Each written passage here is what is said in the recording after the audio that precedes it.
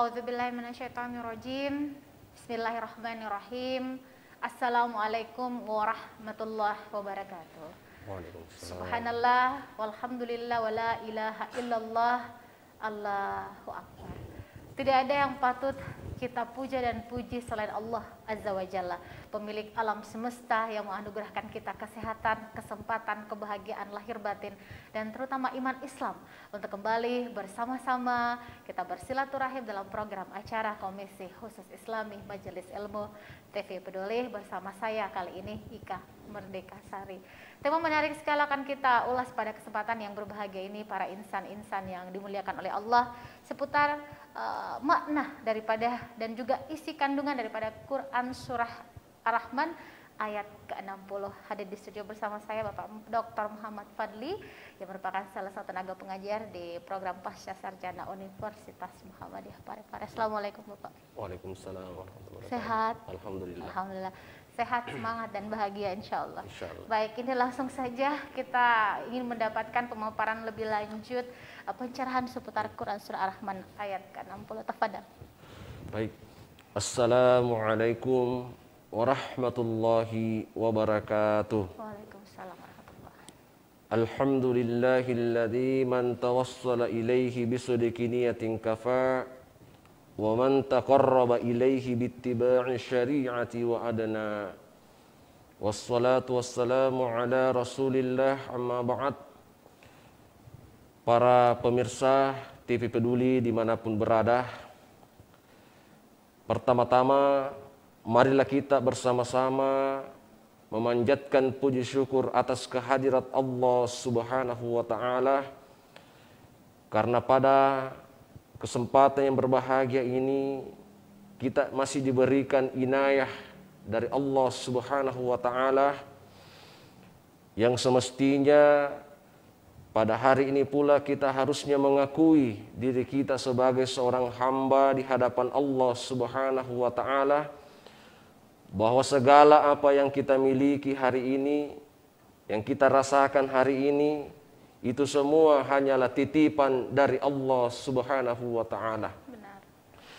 Sebagaimana dalam Al-Quran surah Al-Qiyamah ayat 36, ayahsabul insanu ayyutraka suda, yang artinya apakah manusia mengira dia dibiarkan begitu saja tanpa adanya pertanggungjawaban nanti kelak di kemudian hari. Salawat dan salam kepada Nabiullah Muhammad sallallahu alaihi wasallam yang senantiasa kita selalu bersalawat kepadanya. Mudah-mudahan apa yang disampaikan oleh Rasulullah sallallahu alaihi wasallam dalam salah satu hadisnya, man ahya sunnati faqad ahabbani wa man ahabbani kana ma'i fil jannah. Siapa yang menghidupkan sunnahku, maka dia mencintaiku, dan barang siapa yang cinta kepadaku akan bersama-sama dengan saya masuk ke dalam surga. Amin. Baik, para pemirsa TV Peduli dimanapun berada, kajian kita pada pagi hari ini, Jumat yang penuh dengan berkah, adalah Quran Surah Ar-Rahman ayat ke-60, di mana Allah Subhanahu wa Ta'ala berfirman di dalam Al-Quran, hal jazaul ihsan illal ihsan. Tidak ada kebaikan yang dilakukan oleh hamba kecuali Allah membalasnya dengan kebaikan pula. Ada yang menarik dari ayat ini. Sebelum kita secara panjang lebar membahasnya, ayat ini dimulai dari kalimat hal. Menurut ilmu bahasa Arab, hal ini adalah kata tanya yang bermakna apakah. Tapi dalam Islam atau dalam tata bahasa Arab, kapan ada huruf hal di belakangnya ada kata illa, maka di situ bermakna tidak. Hal jazaul ihsan illal ihsan, tidak ada kebaikan yang dilakukan hamba kecuali Allah akan membalasnya dengan kebaikan pula. Melalui ayat ini kita bisa mengambil ibrah pembelajaran bahwa tidak usah ada kekecewaan, tidak usah ada ketidaksenangan apabila khalayak orang-orang yang di sekitar kita yang menzalimi kita. Kenapa? Karena melalui ayat ini bahwa tidak ada balasan kebaikan yang dilakukan kecuali Allah akan membalasnya dengan kebaikan pula. Kemudian yang lebih indahnya lagi, karena boleh jadi Allah Subhanahu wa taala memberikan keterangan kepada kita bahwa boleh jadi manusia melakukan satu kebaikan, tetapi Allah bisa membalasnya dengan 10 kebaikan, bahkan 700 kebaikan, dan itu sudah termaktub dalam Al-Quran. Ya. Coba kita lihat dalam Quran surah Yunus ayat 26. Ya, bagaimana Allah Subhanahu wa taala berfirman, "Lilladziina ahsanul husna wa ziyadah." Bahwa orang-orang yang berbuat kebaikan, dia akan mendapatkan pahala kebaikan pula dan ada bonusnya, wa ziyadah. Ya. Jadi saya ulangi, Al-Quran surah Yunus ayat 26, Allah berfirman, "Lilladzina ahsanul husna wa ziyadah." Orang-orang yang melakukan kebaikan itu dinilai ada pahala di sisi Allah, wa ziyadah, dan ada tambahannya, yang dimaksud dengan bonus. Kemudian bagaimana dengan surah-surah yang lain? Misalnya Quran surah Al-An'am ayat 160, 1:10 kebaikan. Ini. Man jaa'a bil hasanati falahu asyru amsalihha. Barang siapa yang melakukan satu kebaikan, man jaa'a bil hasanati falahu mithlu asyru amsalihha, maka Allah membalasnya dengan 10 kebaikan. Luar biasanya, bisa dibayangkan sekecil apapun kebaikan yang kita lakukan, niscaya Allah akan menilainya, bahkan bisa berlipat ganda sebagaimana ayat saya sebutkan. Yang terakhir, ayat yang ketiga yang saya jadikan sebagai rujukan adalah Quran surah Al-Baqarah 261. Ini yang biasa didakwakan oleh para mubalik kita, bagaimana dalilnya berinfak. Mathalul ladzina yunfikuna fi sabilillahi kamathali habbatat ambatat sab'a sanabila fi kulli sumbulatin mi'atu habbah. Wallahu yudha'ifu liman yasha' wallahu wasi'un alim. Perumpamaan orang-orang yang berinfak itu seperti satu pohon yang memiliki 7 tangkai. Yang kemudian setiap tangkai itu ada 100 buah atau ada 100 buahnya ya. Jadi 7 kali 100, 700 pahala, bisa dibayangkan. Para pemirsa, kaum muslimin dan muslimat dimanapun berada, menarik dalam ayat ini yang bisa kita jadikan sebagai pembelajaran adalah karena dia diapit oleh 2 ayat yang sama, ayat yang terulang. Ya, banyak kita temukan redaksi ayat melalui surah Ar-Rahman ini, yaitu Fabi ayyi ala'i rabbikuma tukadziban. Itu banyak sekali diulang, sering diulang oleh Allah melalui ayat ini, melalui surah ini. Apa maknanya? Maka nikmat Tuhanmu yang mana lagi engkau dustakan. Karena dalam kehidupan ini ya, kita sesungguhnya banyak diuji oleh Allah Subhanahu wa taala. Liyabluwakum ayyukum ahsanu amala. Sesungguhnya mau diuji yang manakah hambaku yang paling bagus amalnya, bukan yang paling banyak amalnya. Itulah sebabnya kalau kita mau bercerita secara panjang lebar mengenai dalam pengkajian ayat ini, bahwa ternyata tidak ada satu kebaikan yang dilakukan hamba itu pasti akan dibalas oleh Allah Subhanahu wa taala. Bahkan jika kita menolong orang lain ikhlas, ya, maka niscaya Allah akan menggunakan tangan-tangan yang lain akan menolong kita tanpa kita sadari dari mana datangnya. Ya. Kita belajar dari hukum alam. Ya. Wilayah yang tandus, semisalnya benua Afrika, ya, atau daerah-daerah yang kering, itu mengapa jarang turun hujan. Sementara negara kita negara yang subur, makmur, ya, itu sering turun hujan. Dalam teori agama, kalau kita mau kaitkan melalui pendekatan ayat ini, surah Ar-Rahman ayat ke-60, hal jazaul ihsan illal ihsan, tidak ada balasan kebaikan kecuali Allah membalasnya dengan kebaikan. Karena kita punya sumber air yang luar biasa. Ya. Karena alam Indonesia ini selalu memberi air ke langit. Ya. Jadi ada hukum timbal balik, ada hukum alam. Ya. Sementara negara-negara yang tandus, yang jarang ada airnya, kita punya lautan, kita punya danau, kita punya sungai.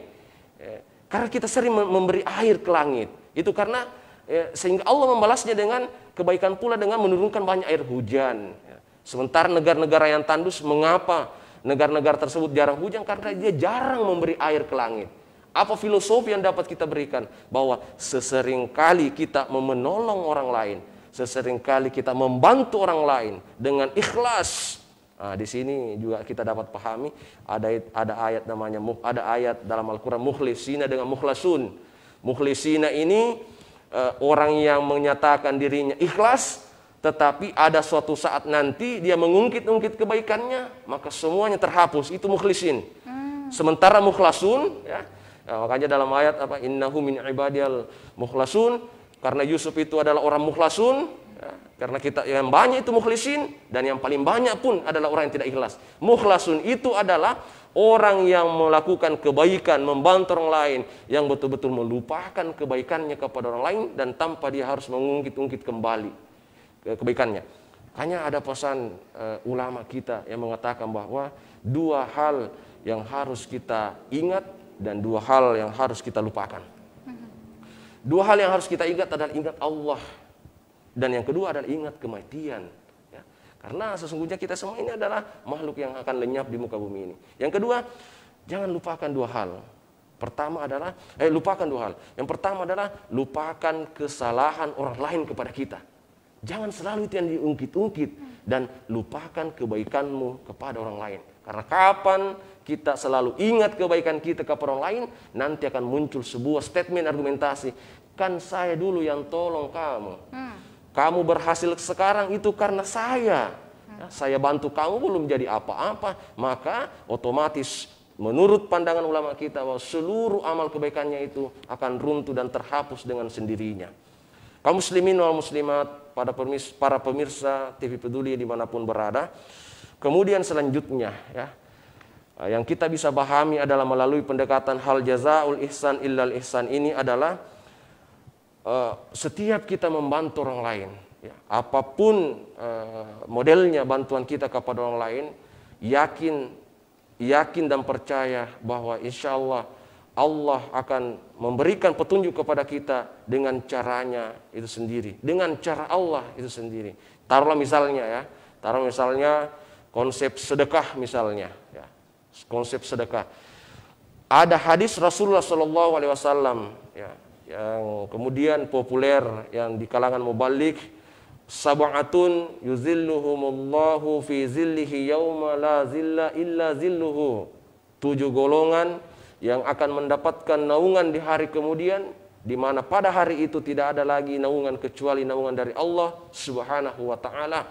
Salah satunya adalah rajulun tasaddaqa bisadaqatin hatta la ta'lama yamin shimaluhu ma tunfiqu yaminuhu. Seseorang yang mengeluarkan sedekah di mana tangan kirinya tidak tahu apa yang dilakukan oleh tangan kanannya. Artinya keikhlasan. Ketika Jibril rahimahullah bertanya kepada Allah ketika diciptakan muka bumi ini, bumi berguncang, lalu Allah mengatakan wal jibala autada, jadikanlah gunung sebagai pakunya dunia, tancapkan gunung sebagai pakunya dunia. Akhirnya stabil, tidak bergoyang lagi. Lalu Jibril bertanya kepada Allah Subhanahu wa taala, ya Rabbi, ya Tuhanku, hal asyaddu minal jibal, apakah ada yang lebih kuat daripada gunung? Adakah yang lebih kuat daripada gunung? Karena dia adalah pakunya dunia, tertancap sehingga dunia stabil kembali. Lalu kemudian Allah menjawab bahwa na'am ada, yaitu al-hadid, besi. Biar bagaimana tingginya gunung, besarnya gunung, kalau dihantam dengan bulldozer atau alat-alat berat, dia akan rata juga. Lalu bertanya lagi Jibril, hal asyaddu minal hadid, apakah ada yang kuat daripada besi ya Allah? Ada. Apa itu? An-nar, adalah api. Biar bagaimana besarnya besi, kalau dipanasi dengan api akan meleleh juga. Kemudian hal asyaddu minan nar, apakah ada kuat ya Allah? Apakah ada yang lebih kuat daripada api ya Allah? Ada, kata Allah, alma, air. Ya. Kemudian bertanya lagi Jibril, apakah ada yang lebih kuat daripada air? Ada, arri, angin.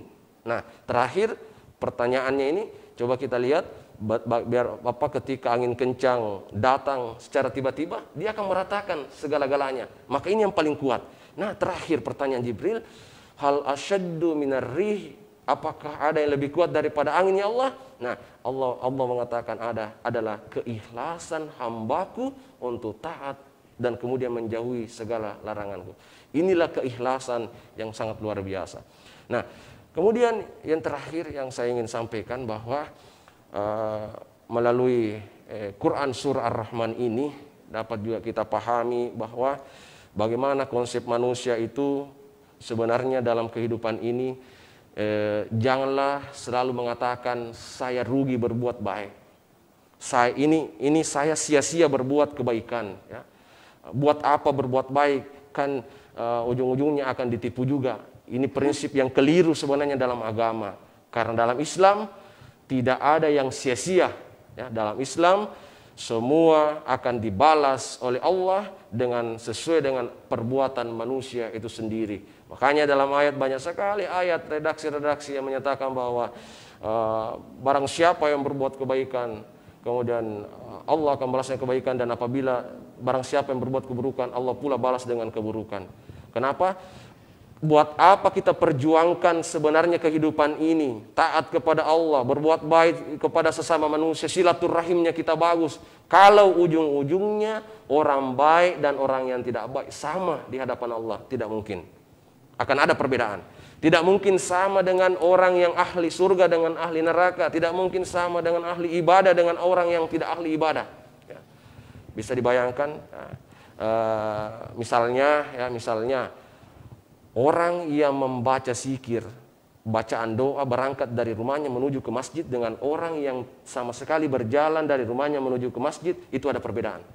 Contoh misalnya, Nabi SAW mengatakan dalam salah satu hadisnya, barang siapa yang membaca doa ini ketika dia berangkat dari rumahnya menuju masjid, 70.000 malakin yastaghfiruna lahu, 70.000 malaikat akan mendoakannya. Bisa dibayangkan. Apa doanya? Apa zikirnya? Allahumma inni as'aluka bihaqqi sa'ilina alaik wa as'aluka bihaqqi mamsyaya hadza fa inni lam akhruj asyaran wala bataran wala riya'an wala sum'atan wa kharajatu tiqa'a sukhtika wa batiqa'a mardatik fas'aluka an tu'izani minan nar wa anta ghafirali azabi fa innahu la yaghfiruz dzunuba illa anta. Bisa dibayangkan luar biasanya ini doa zikir ketika berjalan dari rumah. Beda dengan orang yang sama sekali berjalan dari rumahnya, bahkan ada orang yang bareng dengan tetangganya atau bersama tetangganya hanya gosip atau cerita saja tetangganya, menggibah. Dibanding dengan orang-orang yang betul-betul berjalan dari rumahnya dengan membaca doa ini, Allahumma inni as'aluka bihaqqis sa'ilina alaik, ya Allah aku memohon kepadamu sebagai hamba yang berhak berminta. Wa as'aluka bihaqqi mamsyaya hadza, aku memohon kepadamu hak jalanku ini hak saya berjalan di muka bumi, ini hak saya ya Allah. Fa inni lam akhruj asyaran wala batara wala riya'an wala sum'atan. Aku keluar sesungguhnya bukan karena kesombongan. Aku keluar bukan karena riya mau dibilang. Aku keluar bukan karena mau dipuji-puji sebagai ahlu ibadah ya Allah. Bayangkan. Nah kemudian saya keluar ini betul-betul wabatigo amardatik, saya betul-betul memohon mengharap ridha darimu. Nah dibanding dengan orang-orang yang kemudian dia berjalan hanya gosip dan menggibah, itu contoh. Kemudian yang kedua misalnya ketika kita bersilaturahim, ini yang terakhir Mbak Ika, silaturahim.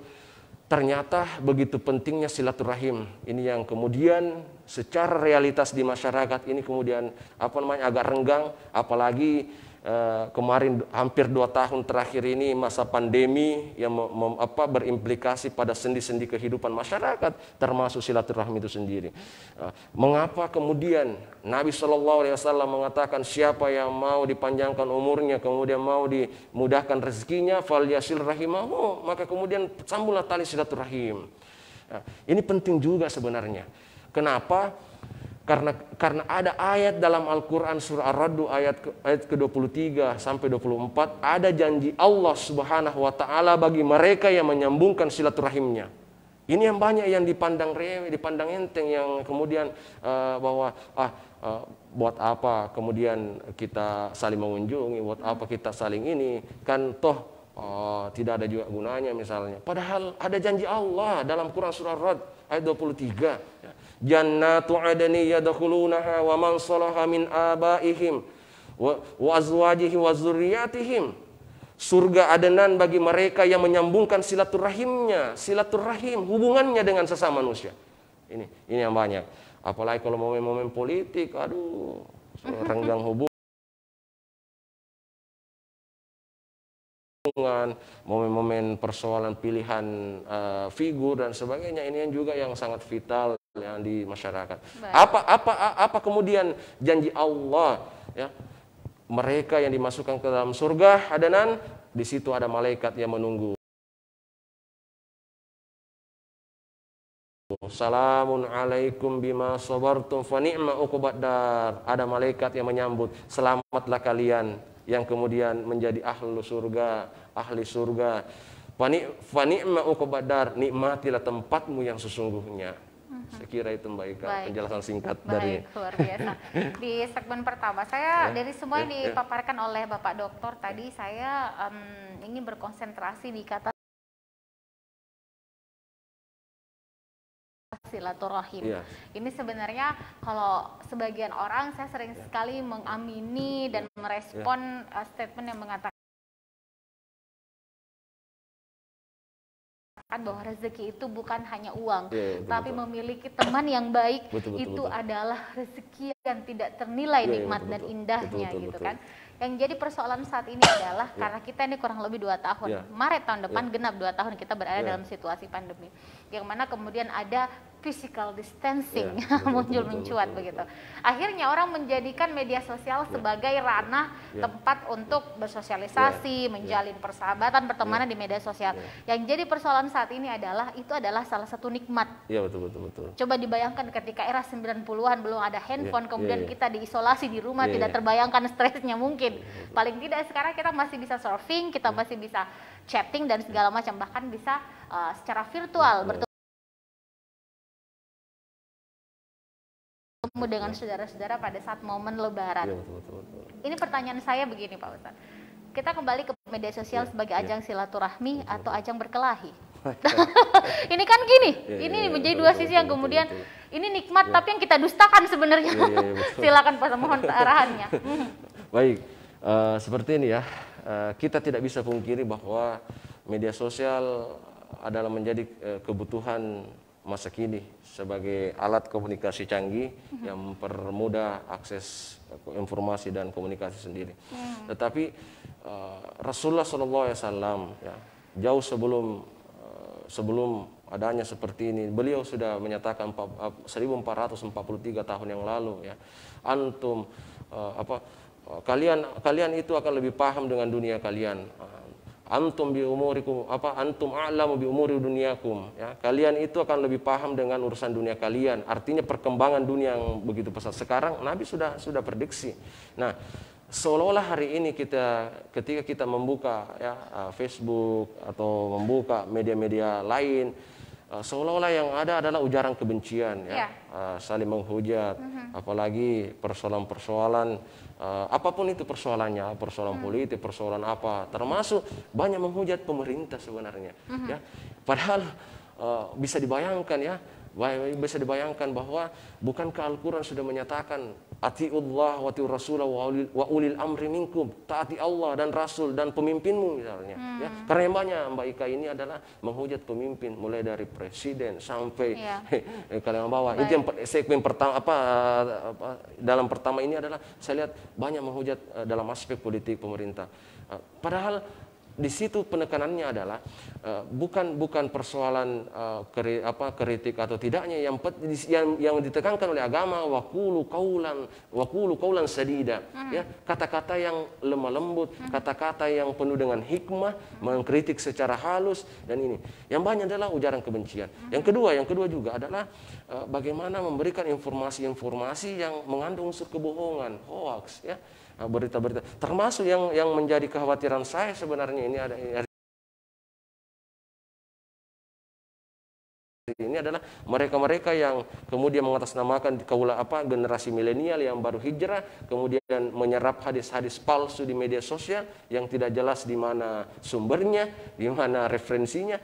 Nah, saya pesankan kepada generasi milenial, kalian adalah generasi yang akan menjadi pembangkit, ya, masa depan, yang kemudian dekat dengan teknologi. Anda menguasai informasi, generasi muda yang kemudian menjadi penopang kemudian kebangkitan bangsa ini. Hati-hati, ya. Kalian semua ini adalah yang disebutkan dalam ungkapan orang Arab, asyababul yawma rijalul gada, adalah pemuda hari ini adalah merupakan pemimpin hari esok. Kalau mau lihat bagaimana negara kita esok hari, maka lihat pemudanya hari ini. Pemuda-pemuda yang berkompeten, ya. Nah, yang saya lihat adalah mereka-mereka yang latah, ya, mereka-mereka yang ikut-ikutan, ya. Mereka seolah-olah kehilangan jati diri misalnya. Nah, salah satu yang saya maksud tadi adalah bagaimana mengujar kebencian, kemudian menyebarkan berita-berita hoax. Jadi saya itu yang saya. Ya sih, kalau maksudnya seperti itu saya kira itu sesuatu hal yang universal. Satu yang saya soroti adalah tidak sedikit teman-teman yang surfing di media sosial itu mengumbar aib sendiri, gitu kan. Maksudnya menceritakan hal yang sebenarnya bukan untuk ranah publik, dan tidak. Ini penting sekali untuk mengingatkan teman-teman untuk tidak sembarangan memposting sesuatu, men-statement apapun di media sosial Anda. Karena kenapa? Jikalau mungkin ada seseorang atau mungkin ada oknum yang mungkin merasa dan mungkin benar, wah, ada kena undang-undang dan ancamannya jelas pidana dan denda ratusan juta. Jadi ini sebenarnya di kesempatan yang baik ini saya mengingatkan teman-teman untuk cerdas bermedia sosial, meskipun ini sebenarnya akun Anda. Tapi ketika kalau kita baru statement seperti itu, Pak Ustadz, mohon izin, wah, kalau orang posting apa terus kamu tersinggung, jangan main media sosial, main ular tangga saja. Kan ada lagi kan, ini kan semua ada jawabannya. Tapi kembali lagi bahwa jangan sampai salah satu nikmat dengan teknologi informasi yang pesat ini kita dustakan dengan hal yang tidak menyenangkan dan mengenakan. Kita ganggu dong psikologis kita dengan kalau misalnya kita mengkonsumsi yang seperti itu. Kita jeda dulu, mohon izin Pak Dokter, tetaplah bersama kami, bersama Pak Guru Terpelajar Bapak Dr. Muhammad Fadli MPD di TV Peduli.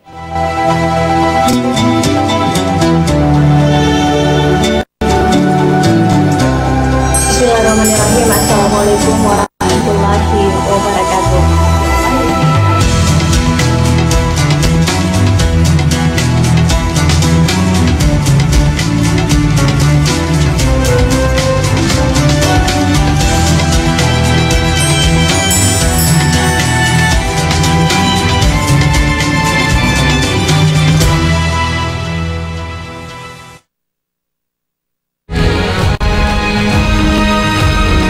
Assalamualaikum warahmatullahi wabarakatuh. Saya Harmanika, Saya Sugiarto, saya Trianti Sulaiman, saya Uswatun Hasanah, hadir di layar televisi Anda dengan suguhan informasi yang telah dirangkum tim redaksi kami.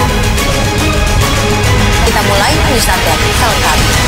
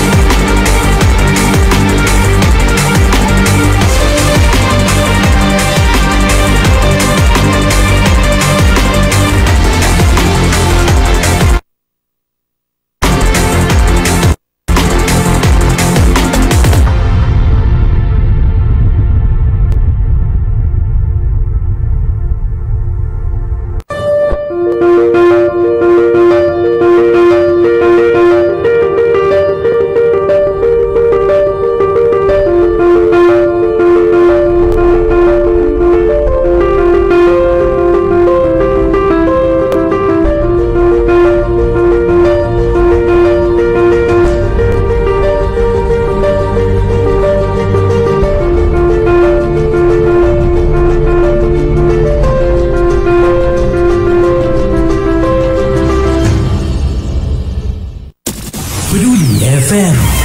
Pendengar, mari kenalan lebih dekat dengan kami. Klik tombol like di Facebook fanpage Radio Peduli 96,9 FM dan live streaming di rpp.pareparekota.go.id atau dengarkan kita juga melalui aplikasi RDio. Download aplikasinya di Play Store secara gratis. On your radio, on your mobile and online. Your number one hit music station 96.9 Radio Peduli FM.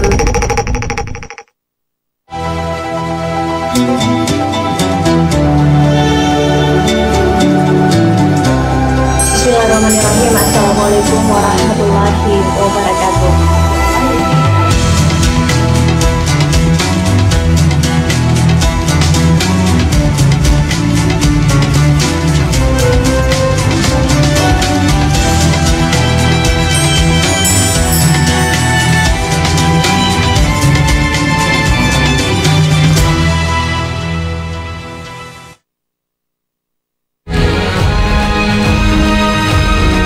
Assalamualaikum warahmatullahi wabarakatuh. Saya Harmanikam, Suradi Sugierto, saya Trianti Sulaiman, saya Uswatun Hasanah, hadir di layar televisi Anda dengan suguhan informasi yang telah dirangkum tim redaksi kami. Kita mulai news update selengkapnya.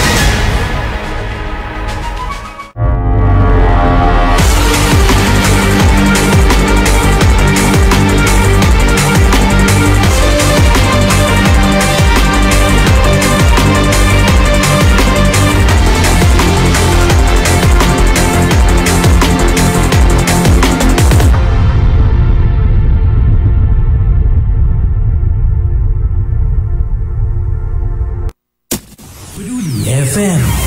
Pendengar, mari kenalan lebih dekat dengan kami. Klik tombol like di Facebook fanpage Radio Peduli 96,9 FM dan live streaming di rpp.pareparekota.go.id atau dengarkan kita juga melalui aplikasi RDio. Download aplikasinya di Play Store secara gratis. On your radio, on your mobile and online. your number one hit music station 96.9 Radio Peduli FM.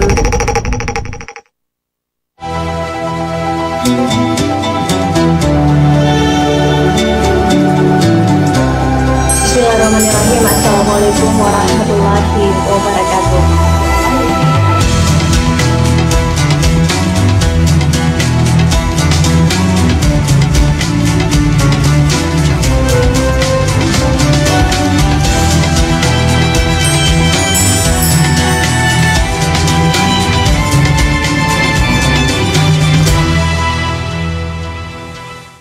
Saudara pemirsa, kaum muslimin yang dirahmati Allah, di Jumat berkah insya Allah hujan yang turun pagi ini membawa kemakmuran, kesejahteraan bagi kita semua.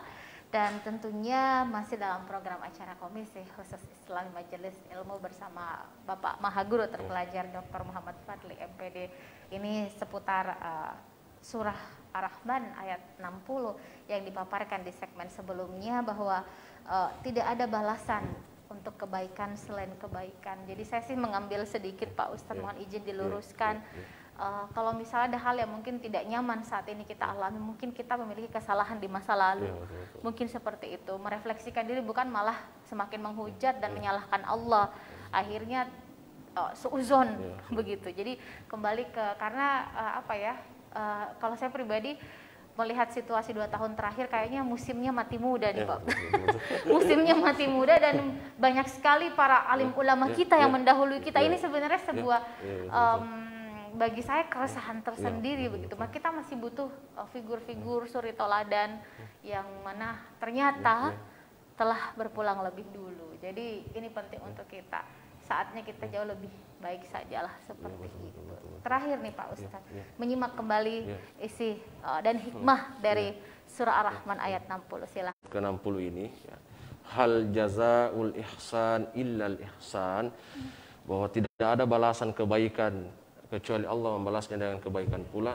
Dan yang menarik sebenarnya di sini kita sandingkan dengan ayat fabi ayyi ala'i rabbikuma tukadziban.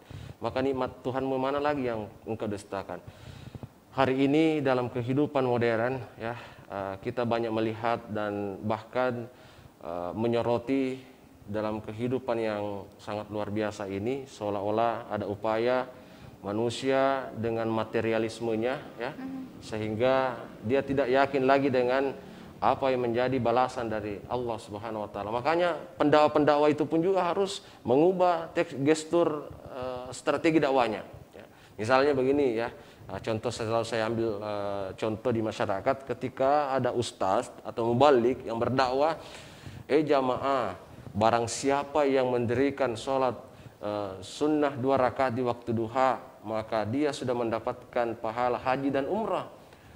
Masyarakat bahkan kebanyakan mengatakan di belakang itu ustaz. Tapi ketika mubalik mengubah gestur dakwanya mengatakan, jamaah, barang siapa yang setelah sholat subuh berjamaah di masjid lalu tinggal sebentar berzikir atau membaca Al-Quran sampai terbitnya fajar, sampai terbitnya matahari, lalu dia mendirikan sholat sunnah 2 sampai 4 rakaat sholat duha, maka dia tidak akan merasakan kemiskinan sampai meninggal dunia. Baru dia yakin, masyarakat harus yakin. Berarti model komunikasinya yang model dirubah. komunikasinya yang ini ya. Ini yang menarik ya. Sebenarnya kemudian yang kedua yang saya ingin sampaikan juga adalah terkait masalah kebaikan ya, kebaikan. Itu kan ya, dalam hadis Nabi mengatakan bahwa innamal a'malu binniyat. Sesungguhnya segala perbuatan itu tergantung dari niat seseorang ya. Ada pandangan yang mengatakan seperti ini karena itu tadi Mbak Ika mengatakan bahwa salah satu tanda-tanda akhir zaman ini adalah krisis ulama. Ulama yang bagaimana? Ulama yang betul-betul mendalami isi Al-Quran, yang memahami ilmu-ilmu ketata bahasa Arab dan sebagainya. Ilmu betul-betul ini. Nah, karena Rasulullah SAW sudah mengatakan bahwa innallaha yaqbidul ilma intiza'an yantazi'u minal ibad, walakin yaqbidul ilma biqabdil ulama. Sesungguhnya Allah tidak akan menghilangkan ilmu agama secara langsung menyeluruh dari hambanya, tetapi dia menghilangkan ilmu agama dengan cara mematikan para ulama ya, bahkan Allah sendiri yang mengatakan dalam Al-Quran, fas'alu ahla dzikri in kuntum la ta'lamun, bertanyalah kalian kepada orang yang ahli apa yang kalian tidak ketahui. Kita ini adalah masyarakat muslim, tentu bertanya kepada pakar di bidang agama, ulama-ulama kita, karena al-ulama warasatul anbiya, karena ulama adalah merupakan pewaris para nabi. Ini yang menariknya juga adalah masalah kebaikan. Orang niat untuk puasa atau niat dalam hati, mau niatnya sholat, karena mahallu niyah fil qalbi ya, niat tempat niat itu di hati ya. Adapun lafaz yang mengatakan nawaitu shoma atau usolli pada itu lafaz ya. Niatnya Allah sudah mencatat, Allah sudah mencatat. Tetapi niatnya untuk mencuri, niatnya untuk memukul orang itu belum dicatat oleh malaikat sebelum dia melakukan aksinya. Melakukan aksinya, itu perbedaannya. Makanya mengapa dalam Quran surah Al-A'raf itu dua kali diulang kata in ahsantum li anfusikum wa man asatum falaha. 2 kali kalimat ahsantum ya. Jika kalian berbuat baik, maka Allah membalasnya dengan kebaikan pula. Dan jika kalian berbuat keburukan, Allah akan membalasnya juga dengan keburukan. Karena potensi berbuat kebaikan itu sangat luas dibanding dengan dengan keburukan. Ya, orang niatnya saja menolong orang, itu sudah senyum saja Mbak Ika, senyum kepada orang itu sudah sedekah, atau tabasyumus sedekah, senyum, belum kasih uang baru senyum. Nah, ini. Kemudian yang ketiga, yang terakhir sebelum saya serahkan Mbak Ika, bahwa saya kembali tadi masalah silaturahim ya, bukan hanya silaturahim sebanyak, tapi silatul fikri. Ya. Kita bersilatul pikiran, menyambung satu ideologi, satu pemahaman, satu frekuensi, satu visi misi ke depan. Bagaimana ini? Kemudian bukan hanya silaturahim, tapi silatul ilmi. Kita bagaimana kemudian kita selalu berdiskusi masalah keilmuan misalnya. Itu silatul. Nah, Sementara dalam salah satu riwayat yang mengatakan ya, kita kembali kepada konsep silaturahim ini, yang bahwa Nabi SAW mengatakan la yadkhulul jannah qati'ur rahimi. Tidak akan masuk surga bagi mereka yang memutuskan silaturahim. Ya. Ini yang banyak juga kemudian di tengah-tengah masyarakat kita, dia hanya menganggap biasa hal-hal sepele ini seperti ini misalnya. Tidak ada hujan, tidak ada badai, tiba-tiba diam, ya. Kan ada tiba-tiba dia tidak senyum lagi. Entah, padahal kita tidak pernah cekcok, kita tidak pernah konflik dengan dia, kita tidak pernah berseteru dengan dia, tiba-tiba diam. Saya lihat dia semaunya, ya. Itu saya lihat di kebanyakan di masyarakat bahwa mungkin karena dia berubah karena dia sudah punya jabatan kah, atau dia berubah karena dia sudah punya kaya misalnya. Tidak, kalau misalnya sombong karena emang kaya punya jabatan ya wajar. Yang sekarang orang prinsipnya biar miskin asal sombong. Kan gitu, anekdot kan gitu. Yang jadi masalah tidak punya sesuatu, kemudian menghujat seseorang di media sosial, dan menurut saya hemat saya yang miskin ilmu ini Pak Ustadz, ini kalau misalnya orang berbalik, apakah Anda sudah punya jawaban atas pertanyaan-pertanyaan orang? Kan misalnya siapa, kenapa, bagaimana, dan ini akan muncul lagi dosa-dosa baru kan begitu. Jadi luar biasa sekali. Mungkin yang ada yang disampaikan tambahan sebagai kita berpisah? Sebagai terakhir ya yang saya ingin sampaikan pada Jumat Berkah ini terkait masalah hal jazaul ihsan illal ihsan, ya. Al-Asbahani, seorang sahabat, ya, meriwayatkan dalam satu hadis, kunna julusana inda Nabi sallallahu alaihi wasallam, kami pernah duduk bersama Rasulullah sallallahu alaihi wasallam, lalu Nabi mengatakan la yujalisuna qati'ur rahimi, janganlah menyuruh duduk bersama kita dengan orang-orang yang ada bombeknya, ya. Itu Nabi tegas mengatakan la yujalisuna qati'ur rahimi, jangan suruh dia gabung dengan kita, mereka yang banyak musuhnya, ya. Itu begitu tegasnya Rasulullah SAW kepada, sehingga lanjutan riwayat ini ada seorang laki-laki kemudian secara otomatis berdiri meninggalkan majelis tersebut, lalu dia berangkat ke rumah saudaranya, lalu saling bermaafan, saling meminta maaf, halal bil halal, istilahnya saling menghalalkan, lalu kemudian kembali gabung kepada majelis Nabi. Lalu Nabi mengatakan, faqala sallallahu alaihi wasallam, innar rahmata la tanzilu qaumin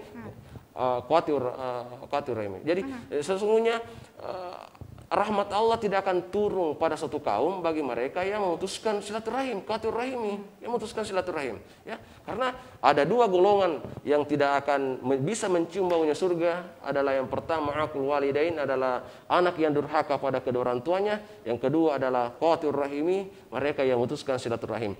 Kata penutup yang saya ingin sampaikan sebagai kesimpulan, saya ingin ceritakan kisah nyata Mbak Ika, ya. Bagaimana kemudian kita ambil pembelajaran Quran surah Rahman ini secara ringkas, hal jazaul ihsan illal ihsan, dan ada ayat innaka la tukhliful mi'ad, sesungguhnya Allah tidak akan pernah menyalahi janjinya. Betul. Ya. Allah itu pasti. Betul. Pasti. Kalau kita mau buka surat Tolak Mbak Ika ayat ketiga, wa may yattaqillaha yaj'al lahu makhraja wa yarzuqhu min haitsu la yahtasib. Jadi orang yang takwa kepada Allah, takwa ya, bukan hanya beriman tapi dia harus takwa. Takwa itu lah yang pembahasannya lagi. Ini akan makhraja, keluar, Allah akan keluarkan kesusahan dari hidupnya. Kesusahan hidup itu bukan hanya ekonomi, tapi seringnya cekcok dengan istri dan suami gara-gara mungkin ini. Bukan hanya itu, tetapi anak kita mungkin pergaulannya tidak terbatas lagi. Itu adalah kesusahan hidup. Makhraj wa yarzuqhu min haitsu la yahtasib, dan Allah berikan rezeki tanpa disangka-sangka datangnya. Ada kisahnya atas secara singkat, ayat 1000 dinar. Ada 1000 dinar. Ada amalan saya banget nih Pak Ustaz. Luar biasa itu, Baik. Jadi ini Baik ya, ada kisah Baik ya. Di Jawa Timur ada tulisan pernah saya baca Baik ya. Di Jawa Timur sana ya. Ada seorang tukang becak ya. Saya kira pemirsa di mana TV Peduli Masyarakat Parepare, mari kita ambil pembelajaran yang luar biasa melalui kisah ini, bahwa ada tukang beca yang tanya istrinya, "Ibu, kalau hari Jumat seperti ini, hari Jumat, jangan tanya berapa penghasilan saya hari ini, ya, karena saya sudah berjanji kepada Allah, siapapun yang menaiki becak saya gratis, karena itulah cara saya bersedekah. Kalau tidak, kita tidak pernah bersedekah sampai meninggal." Luar biasa. Ibu istrinya mengatakan, "Baik Pak, Senin, Selasa, Rabu, Kamis itu Sabtu, Ahad, kecuali hari Jumat sedekah." Suatu ketika Mbak Ika di Jawa Timur sana, ya di tempat di Surabaya, bahas secara singkat, macet jalan raya, di jalan terus macet. Yang bisa lewat yang sebelah ini adalah tukang beca dengan pengendara motor. Nah, ada orang kaya yang mau transaksi di bank. Pada saat yang sudah saatnya harus transaksi di bank, tiba-tiba orang kaya ini mengatakan, tolong supir kasih singgah itu beca, suruh antar saya ke bank sekarang. Sampai akhirnya tukang beca ini antar sampai ke bank, lalu dikasih uang 50.000. Tukang beca mengatakan, maaf, terima kasih Pak. Oh, belum cukup, kata orang kaya ini, pengusaha kaya ini, dikasih uang merah 150.000. Dia mengatakan, maaf Pak. Oh, sombong sekali Bapak ini. Kok jarak dekat ini 150.000 ditolak? Ya. Tukang beca mengatakan, maaf Pak, sambil dia meneteskan air mata. Bukannya saya sombong, bukannya saya tidak mau terima Pak, tapi saya berjanji dalam hati saya dan keluarga saya, kalau hari Jumat itu siapapun yang menaiki beca saya itu gratis tanpa ada, karena itulah cara saya bersedekah kepada Allah, itulah cara saya berbuat kebaikan. Nah, orang kaya ini mengatakan, wah hebatnya, dalam hatinya, hebatnya ini orang. Saya saja yang punya aset, saya punya uang di bank, saya punya simpanan, jarang bersedekah, sementara saya orang Muslim. Ya, ini jadi ini pembelajaran kadang-kala juga orang-orang yang tinggi, level tinggi, kalau kadang-kala dia harus didatik telinganya melalui realitas kenyataan istilahnya. Ya, disentil-sentil telinganya melalui bukan kalau dia mau dengar ceramah, mana dia mau masuk di masjid karena kesibukannya misalnya mau. Nah, 1 minggu kemudian datanglah ajudannya, dia sampaikan bahwa Pak, ini rumah mau dipugar. Oh, jangan main-main Pak, kata tukang beca, makan saja susah kok. Kata tukang beca. Lalu dia mengatakan, betul Pak, serius, Bapak kan yang antar bos saya yang kemarin transaksi di bank, dia yang suruh saya di sini Pak untuk transaksi, karena dia minta alamatnya, dia minta namanya. Oh, bukan cuma itu Pak, ini 2 tiket umrah ibu istrinya dengan Bapak gratis. Langsung sujud syukur, lalu mengatakan, Allah benar-benar tidak menyalah janjinya. Benarlah kata Allah, wa yarzuqhu min haitsu la yahtasib. Allah akan memberikan rezeki dari arah mana saja dan tanpa disangka-sangka datangnya. Begitu Mbak Ika. Ya luar biasa. Dan ini memang sangat bukan hanya persoalan rezeki, memudahkan ketika mungkin teman mungkin pekerjaan lagi penat-penatnya, lagi stres. Bacalah itu. La ilaha illa anta subhanaka inni kuntu minadz zalimin. 40 dalam sehari semalam sudah lumayan loh. Kita sallallahu alaihi wasallam kan gitu, kita bersalawat gitu kepada Allah, bersalawat kepada Rasulullah, kita berzikir kepada Allah. Itu sebenarnya paling tidak kesalahan-kesalahan yang lalu Allah akan hapuskan, paling tidak memudahkan kita tetap dalam iman Islam. Dan saya pikir cita-cita banyak, keinginan banyak kita sebagai manusia biasa yang egois dan begitu tidak pernah puas. Tapi kalau saya pribadi, saya berharap semoga bisa husnul khotimah. Iya, mudah-mudahan. Alangkah celakanya kalau misalnya kita diambil pulang dalam keadaan tidak baik. Paling tidak kita berniat untuk menjadi lebih baik seperti itu. Dengan menonton TV Peduli, acara ini bergabung bersama kita, sudah ada amal ibadah. Karena kita menyaksikan majelis ilmu dibandingkan acara gosip di TV-TV Pak Ustadz ya.